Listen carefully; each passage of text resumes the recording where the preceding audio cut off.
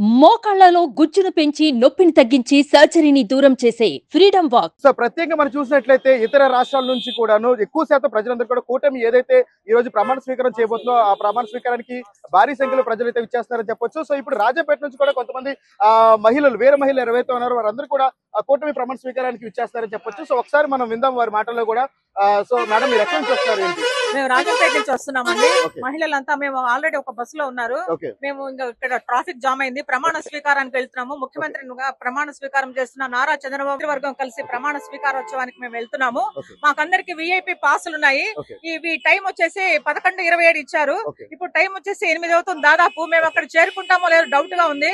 So అయినా మేము కాలి నడకన వెళ్దామని మేము వెళ్తున్నాము. మా వెహికల్స్ అని అక్కడ వదిలేసి. సో విఐపి పాస్ ఉన్న వాళ్ళు మాత్రమే అక్కడ కూర్చోవడానికి అవకాశం ఉంది. ఒక్క పాస్ కి ఒకరే అక్కడ కూర్చోవాలన్నమాట. వేరే వాళ్ళకి అలో లేదు. సో రైట్, ఇది అంటే ఇతర రాష్ట్రాల నుంచి ఏదైతే ఇప్పుడు ఒక తెలుగుదేశం పార్టీ ప్రమాణ స్వీకారం అయితే ఒక సంఖ్యలో అభిమానులు ఉంటారు. కానీ ఇప్పుడు కూటమి అభ్యర్థులు అంటే ఇప్పుడు ఏదైతే జనసేన అభిమానులు కావచ్చు, తెలుగుదేశం పార్టీ కార్యకర్తల అభిమానులు కావచ్చు, బీజేపీ కార్యకర్తలు అందరూ కూడా భారీ సంఖ్యలో ఆ కేసరిపల్లికి వచ్చే ప్రయత్నం అయితే చేస్తున్నారు. కానీ ఇక్కడ సమస్య ఏంటంటే విఐపి పాస్ ఉన్న వాళ్ళు కూడా ఒక్కరికి మాత్రమే అనుమతి ఉంది. కానీ ఇప్పుడు సమయం చూస్తే 8:30 అవుతుంది. 11 గంటలకల్లా అక్కడ ఉండాలని చెప్పారు.